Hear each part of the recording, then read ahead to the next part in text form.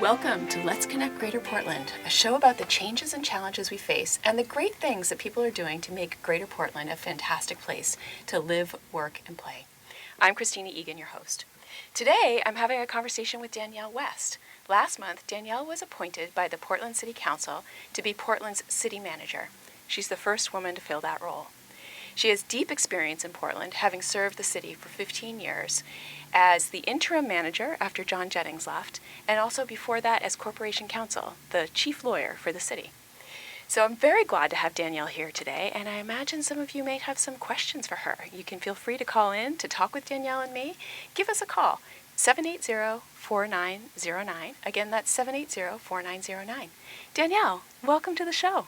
Thank you so much for having me. I'm really happy to be here and to talk about this great city that I live, work, and play in right now. So this is great. I'm excited. Oh, me too. It's really great to have you here. You and I get to work together a lot on a lot of different issues, and recently we were able to get to know each other a little bit, and I'd love for the folks that are listening to get to know you also. Tell me a little bit about where you're from, what kind of experience you have, and what you love to do. Well, I'm actually from a small town in western New York, out in the Finger Lakes region, Livonia, New York, and I like to give it a little shout out every now and then, about 30 miles south of Rochester. And it was, a place where gave me a very great sense of service, public service. A lot of my family members were involved in local government. Really saw that growing up and saw that the benefits of giving back to the community in which you live and how great that is, and to really see how you can do that and how you can have a great connection to where you live and where you work. And I took that with me and went on to college in New York at a SUNY school, and then went on to law school here in Maine. And that's how I ended up here about 23 years ago. And the things I love to do here are far and wide. I love to be outside. And that's one of the great things about Portland, is that you can be outside and also enjoy the aspects of a city. And I think that's one of the greatest things I like about being here. I surf, I run, I hike, I ski, so I love doing all of those things, and I have access to all of those things and still live in a city. So it's a great balance for me, and allows me to be able to do this really, really challenging position that I'm currently in, but also have a life and have some real good respite outside of the work day. Makes so much sense. I mean, Portland is known as being a more accessible city than other places, and when you think about accessibility, it is about the open spaces, but also you can go to an awesome restaurant right on the waterfront. I mean, it's got so many things going for it, and I think it's always in some top 10 list every year. It is, and that's wonderful. I think the accolades that it gets are well deserved. A lot of wonderful restaurants. I love the restaurant scene. That's another great thing that I love about living here. I love food, and so me too. And so going out to eat is a wonderful privilege that I enjoy, and I really love to see the many varieties of food that we get exposed to in such a a small, vibrant city like Portland, and it's all right here accessible to us. Yeah, it's a wonderful thing, and it's like I said, just a great balance for me. After having grown up in a very small community where the cows outnumbered the people, that it was, coming to a city and having the vibrancy of the diverse group of people that I'm around all the time, as well as also just the diverse businesses and that access to, like I said, culture and a city life, as well as the outdoors. It's just a wonderful place to be. And I know you're a marathon runner. Am I right about that? You are right. I am a marathon runner. I had my sights set on trying to finish one in every state around the country just prior to the pandemic. That slowed down a bit, and I haven't yet to pick it back up again, but I've completed 25 to date. And wow. I'd like to continue to do that. You got 25 to go? Is that 25 to go, and I keep now. I'm potentially amending my rules and maybe looking at doing a 5K or something a little bit less than a marathon, because it's pretty tough on my body, so Yeah, it it's good requires to be a lot of flexible. training. Yeah, flexibility is the name of the game in my job and in life. Yeah, it's a lot to balance, you know. And are there certain places that you just love to run in the Portland area? Yes, I love the Back Cove, Me and I too. love being along the water. It's just wonderful. But I also love just, going off into a neighborhood that maybe I haven't been in. I see a lot of the city. In fact, my staff, I'll notice things in the city, and I'll indicate to whatever staff member, hey, I saw this out there. Why is that like this? And can we fix that or address this issue? And a couple of them have said, I wish you didn't run. You can see all the potholes. I see all of the issues, but it's also a great way to really explore any location you're in, and it's been a great way for me to really learn the city inside and out. Yeah, that's great. So let's talk about some of those issues. Like, what's top of mind for you right now as in this point of time in Portland? What are the big things that either like keep you up at night or you're super excited about? Or both? Or both. A couple of things that keep me up at night. One is our homelessness crisis in the city. It's top of mind for me day in and day out. It impacts every department in the city of Portland. I know it impacts the residents of the city of Portland, and obviously it impacts the unhoused individuals themselves. And so it's just a very complicated issue that involves many levels of government and has no easy solution right now. And so it's something that's just really always on my mind. And trying to find ways in which to make sure that I can try to address it for all of those groups that I just mentioned. I think that's the most difficult thing, and also the thing that keeps me up all night. And I would say, some of the other things that are another sort of challenge for the city right now is the workforce itself, is the recruitment and retention of employees. We have had a significant amount of turnover since the pandemic, a lot of that due to retirements and other things. People are able to now work remotely a lot easier and work for a variety of companies around the country. That has impacted us here in the city. And so, making sure that we recruit and retain the employees that we have is also something that really I'm very focused on, because obviously to be able to continue to deliver all the great services that we have and to be able to address all of the issues that we face, we need to have a workforce to do that. So that's another issue that's right at the front of my mind. From a regional perspective, it is so important that the city of Portland is really strong. This region produces so much of the economic value for the whole state. And I want to give you the opportunity for a public service announcement about open positions, because I'm sure there is a good place for people to go to learn how they could work for you. Yes, I would encourage them to go to the Human Resources web subpage on the City of Portland website. That has a variety of open positions from out at our Department of Public Works. There's a variety of jobs open out there. As well as all the way to, we just posted for our Housing and Economic Development Director position. We're really looking for someone to help take us to that next level in terms of economic development. We've had an interim director, Mary Davis, in that role for almost 2 years, maybe just over 2 years. She's done a wonderful job, but she needs some help, and we really need that. I think someone to get in here who can really excite us and take us to that next level. So, and then we have a variety of jobs, anywhere in between that, all throughout City Hall, as well as to the Barron Center, our long-term care facility. There's a variety of positions that are open there, as well as our police department. We have a variety of positions open in that department too. So I would encourage everyone who has any sort of skill set in any of those areas to take a look at the city website and to really look at a career in municipal government, because it's really rewarding and it's a great position. I've found I've been in it for the last 15 years here in Portland, but almost 20 plus years across the state of Maine. So it's a great job and a great way to make a living every day. The city, we at GPCOG just love working with the city, and we love working with your staff. It's a talented, committed group of people. You're listening to Let's Connect Greater Portland, a show about the issues we face in Greater Portland and the movers and shakers leading the way. I'm talking with one of them today, Danielle West, the new city manager of Portland. And if you have a question for her and want to join the conversation, please call in at 780-4909. Again, that's 780-4909. Danielle, I want to go back to the unhoused crisis for a moment. We know that we've had your Health and Human Services Director on the show before, along with Mufalo Chittum, who works with the Maine Immigrant Rights Coalition, to talk specifically about asylum seekers. We have a lot of asylum seekers that have been arriving here since really 2019, and they are housed in a lot of different places right now.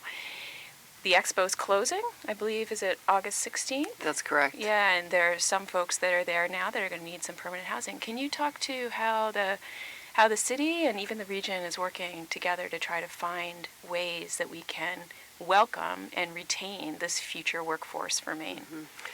As I mentioned before, this issue definitely connects to that unhoused issue I was talking about before. We think about this almost every day across all different departments, but specifically my Health and Human Services Director, Kristina Egan, and I talk about it a lot. We do have about 270 people at the Expo, which will be closing August 16th. And we are working diligently, especially over these next 6 weeks, to try to find housing for all of them. Hard to do in this housing market. It is extremely difficult. It is. It feels almost impossible at times. But with that said, we have a lot of great regional partners, as you mentioned, including GPCOG. I know that we're working on getting in the past we called the program the Host Home Program. I know that GPCOG was the big focus of getting that off the ground, but working with other partners to do a similar program, Project Home, which would help house people and really get that off the ground. So that's one thing. We really have focused a lot of efforts in our Health and Human Services Department with housing navigators to really do one-on-one housing counseling with individuals that are at the Expo itself to try to help them be able to identify resources out there. And, you know, we also encourage all of the individuals at the Expo to look and maybe try to make connections that they have locally to try to also fill, you know, find some housing that way. Additionally, we're working with our state partners. The governor's office specifically has had a lot of involvement with helping us with funding. We've opened or are going to be in the process of opening a facility out on Riverside Street that would primarily serve a single asylum seekers, but could have some additional individuals and families there placed as well. We hope to get that completed with the help of Developers Collaborative and the Center for Regional Prosperity to really get that off the ground and open in November. That will be another great resource. So there's a variety of things happening. It's probably not happening as quickly as everybody would like, and we are definitely concerned, as you mentioned, about the available housing stock out there, but we are working very hard. And just to go back quickly to the Project Home piece, they're very focused on connecting people with Airbnb options, as well as, you know, rooms that people may have available in their homes, as well as short-term rental spaces. So anyone out there who has any of those, if you could reach out to Victoria Morales and our team, or even me directly, we're really looking for that to try to find homes for these individuals and families and really make sure that they get everything that they need when August 16th comes around. Sounds like there's a strategy here in place between your housing navigators who are constantly working to try to find housing in a very tight market, and a short-term solution for when people need to be out of the Expo, and then a medium-term for the shelter out on Riverside. And then there's also a long-term proposal as a landing spot in Maine to try to create a campus. And can you tell us a little bit about that? Yeah, that's a great proposal, one in which I know I'm very excited about, me personally, and it's at Unity College. Give a shout out to one of your staff members, former City Councilor Belinda Ray, who's done a significant amount of work on this and identified a college campus in Unity that would be able to house a large number of asylum seekers. I believe the number was around 600, and would have all of the things that they need on a great campus setting with units as well as food options, because they have the kitchen spaces there, and ability to have services directly delivered on site and all of that. It just would be a wonderful opportunity, and I know that has been presented to the governor, and I really implore her and her team to try to find ways in which we can creatively make that work, because I do think that would also be a great long-term solution and a way in which the state of Maine really could embrace this and wrap their arms around all of these new Mainers coming to the state, and get them off and running, and so that we can have that vibrant community across the state and really get people into the workforce. I know we all have, as I mentioned, I have vacancies. I know I've talked with a lot of business owners who have vacancies, so there's a lot of ability out there to have, really help these new Mainers and really help ourselves too, because we would get a great access to a great group of people for our workforce. So it would be a great thing, I think, for everybody in the state of Maine. Great. Sounds very exciting. Are there other things that are top of mind for you? A variety of things. It's interesting. We're very focused right now in the city. I recently hired a diversity, equity, and inclusion director, and Umaru Balde, and he is from Iowa, but also speaks 13 languages and is originally from Africa, and he has. He's really got a huge task ahead of him, which is to develop this brand new office in the city, as well as help us look at what the Racial Equity Steering Committee put together, a report that they put together, and make sure that the city can address what was identified in that report and find ways in which to do that so that we can move forward. And that's really exciting, and it's great to have him on board and his energy and his experience. And 13 languages. And his 13 languages. It's just mind-blowing. It is mind-blowing, and he brings a whole new perspective, and so it's just great to see and listen and hear from him and learn from him. And I just am really excited about where that's headed. Obviously, it's brand new, and it's going to take us a while to get there, but we're really working hard. We have sort of a 30, 60, 90-day plan for him to really get this off the ground. And then I know the council's very excited about it as well, because this is a very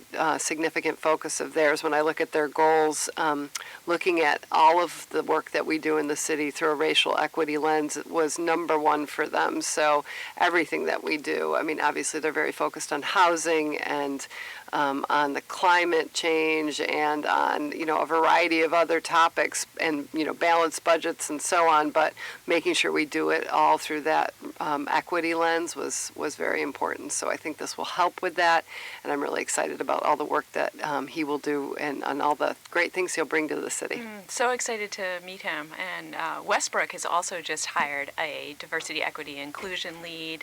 And my team was talking yesterday about maybe convening folks across the region, because I know many municipalities are thinking about how they can really operationalize equity and make sure everybody has truly an equal opportunity. And we can really change things in the region for the people of color, for people that are queer, for all kinds of different people. So I'm getting a flag here that we've got a phone call. So I would love to hear who's on the line. Hi, good afternoon. Hello. Hi, my name is Paul. I'm calling from Portland, and I'd like to congratulate our new city manager for officially taking the helm. And just want to say, before I launch into my question, my heart really goes out to you and the challenges that you're facing with the unhoused. We all see that, and we know how challenging that is for you. So I just want to acknowledge that. My question is about the city park system, and as you're well aware, we have a system in place to fund our parks through the CIP budget, and I'm wondering if you have ever, or the city has ever looked at what other cities are doing. Similar-sized cities are doing things like 0.25% tax, TIF money to fund parks and trails with great success, and so I'm just wondering if City of Portland has ever looked at those things. And I'll take my answer off the air and say thanks in advance. Thank you so much for joining us. So questions about parks and what more we can do to strengthen the park system. Yeah, we do have a wonderful park system in the city, and I would be remiss if I didn't identify that. That's another reason why I love living here. It's a great asset, and one we're very focused on making sure that we maintain and upkeep. And your question is a very good one, and I appreciate it. And I in the past we have since I've been with the city, we have talked about a variety of ways in which to fund that. I know that we work with many different larger groups, including the Parks Conservancy, to find those additional funding sources, and we've found some grant opportunities. We have talked in the past about doing a percentage off the top of the CIP as well, and we do have a variety of ways in which to do that. The council hasn't chose to go in that direction just yet, but it's always something that we will continue to look at and think about, because we do value the parks as much as you do, and ways in which we can improve them is definitely something that we're focused on. So I appreciate all of the thoughts on that, and have made a note to myself to make sure that I look into that and follow up on that. So again, thank you for calling in and for your question. Right now, you're listening to Let's Connect Greater Portland, a show about the issues we face in Greater Portland. And I am so lucky to be having a conversation today with Danielle West, who is the new city manager in Portland. If you have a call, please join us at 780-4909. Danielle, we've talked about what keeps you up at night, and I reflect a lot on what it means to be a city or town manager.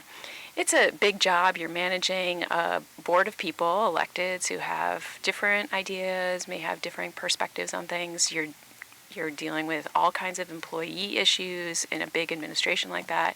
You have to work with stakeholders inside the city, outside the city. You need to maintain great regional relationships with your neighboring municipalities as well as with the state and the feds. Why would you want this job? As you were describing it, I was like, wow, you're right. That is a lot. I've thought a lot about that, and there's two things that come to my mind. One has to do with what we talked about at the beginning, which is that I love this city. I have lived here longer than I've lived anywhere else in my life, and like I mentioned, over 23 years. And this is my home. I have two kids. They're both in the Portland Public School System. We're very connected to the region and to the area and to the city itself. And I want to make it a better place. And I really want to make it a great place for my kids as well as for everybody else who lives here. So that's the first reason why I want it. I want to continue to do that work. The second thing that comes to my mind is I love a challenge. You must. In order to have this job, you have to love a challenge. I love a challenge, and I'm a problem solver, and so I, even as a lawyer, that's always been the way that my brain has been focused, and I actually have had many mentors in my life who have helped really help me focus in that way and be able to do that. So I want to continue to hone those skills and bring them to this position. And then the last thing really is the workforce that I work with. It's the team that I get to work with every day. As you mentioned, they are so knowledgeable and just a wonderful group of people. And I'm lucky enough that I get to work with all of them, including 9 city councilors who it does change and turn over. After some time, I've worked with, I was thinking the other day, with a lot of different counselors throughout the years, from a variety of political the political spectrum, as well as from a variety of backgrounds, and got to really know a lot of different people, and that's been a wonderful resource for me. And that ability to be able to work with all of those people and do that on a daily basis is another reason why I love doing this work. You're very well suited. Is there anything that's really tough that you don't like about the job? I think the hardest part is that I can't make everybody happy. So that means, some of these issues are just so difficult, and they don't, I think I used to have a mentor lawyer friend who would always say, if you go into a negotiation or any sort of settlement discussion, everybody should come out unhappy, because that means you've landed at a good result where not everybody got everything they wanted. Everybody got a little bit. And I know that that's the case with most issues that we deal with. That involves compromise, that involves everybody not getting everything that they need, and that's really tough. And I know that that's really tough, and I know that's really hard for the residents, as well as the businesses, as well as all of the other visitors, and as you know, some of the other populations that we have within the city, including the unhoused. I'm never going to be able to meet all of those needs, and some of these problems also have taken us a while to get here, and so to be able to peel them back and really be able to address them and solve them may take some time. It actually may take longer than I am in this position, and that's another piece that I struggle with, because I do like to be able to find the solutions and solve the problems. But I'm coming to grips with that's just the way that this work is, and I will continue to work hard and try to address the issues no matter what, in spite of that, and really try to deliver it. But I just want everyone to recognize that that is a difficulty, one that I recognize and struggle with, but I will continue to do the best job I can. I just want to recognize also that local communities are really on the front lines of those really big problems that have been decades in the making, whether it's something like the housing shortage we have right now, or climate change and extreme weather, or the unhoused population. I mean, there are so many things that have gone into creating those crises, and yet they land right on the front step of city and town hall.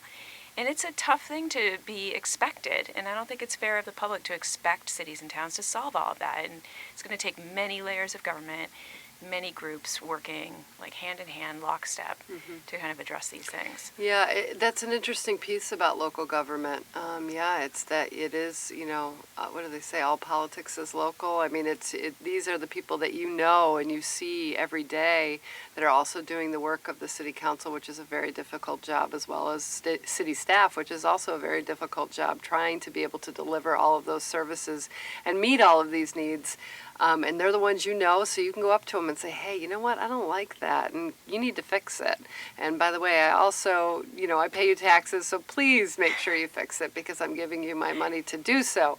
And we recognize that, and we really take that, you know, to heart, and try to do the best that we can to address all of those needs. But recognizing that, as you said, a lot of these things require state and federal help, as well as regional help. And that just is the way it is. So we continue to try to work with all of those partners as well to solve all of these problems and issues that we face. So I'm about to give you a magic wand for that state and federal help. What would you ask that the state provides and or the feds provide that could really strengthen the city of Portland and its role in Maine? You know, it's a really interesting... And it has to be in like a minute or less. I know. That's a really interesting question. I think right now, because the unhoused issue is at the top of my mind, I just would really love, you know, something like we were talking about to happen, like the Unity campus, to really help us address that need, because I really think that if we could find solutions, which I know the state's very focused on and has been putting a lot of funding resources behind that, but I think we just need like one more big project like that Unity campus to really make that all come together. That would be one thing, as well as some coordination of services. I think we do need that coordination at the state level, and we've been asking, you know, for help in that way for a while to make sure we all address those needs. You know, that would be great. And at the federal level, it would be on that issue, work authorization, reducing that work authorization period. So very focused asks that I would have for them on that one, and hopefully that would help address our issues with at least the unhoused population. Danielle, it has been a great pleasure to have you on the show. Thank you so much for being here. Oh, thank you so much for having me. It's been great. I really appreciate all the time you gave to me today, and I look forward to maybe doing it again in the future. Oh, you are always, always welcome back. I also want to thank Tegan Vittori and Tom Bell, our sound engineers, and WMPG, who collaborates with the Greater Portland Council of Governments in producing this show. You can reach us on Instagram at Let's Connect Radio. Join us next week for another conversation about the great work that's happening in our communities. Until then, be kind to yourself and to each other. I'm Kristina Egan. See you next time on Let's Connect Greater Portland.